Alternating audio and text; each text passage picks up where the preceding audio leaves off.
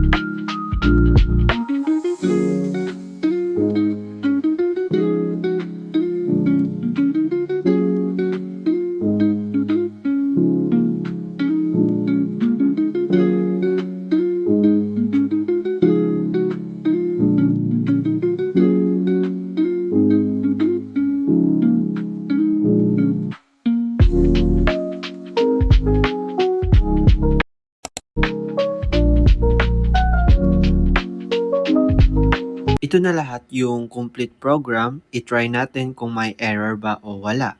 Kung sakaling meron, i-fix natin. Ito yung part 1 na in-upload ko sa pagsiset-up ng Java JDK. So, kailangan nyo to panoorin kung paano ko ginawa yung pagsiset-up ng Java.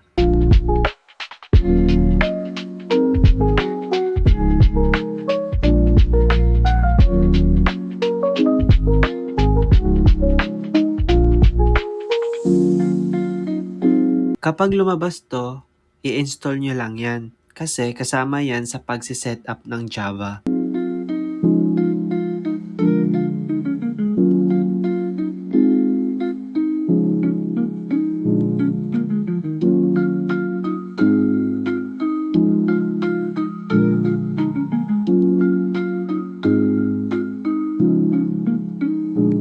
So, nagkaroon ako ng error na variable or mali yung paglagay na condition statement.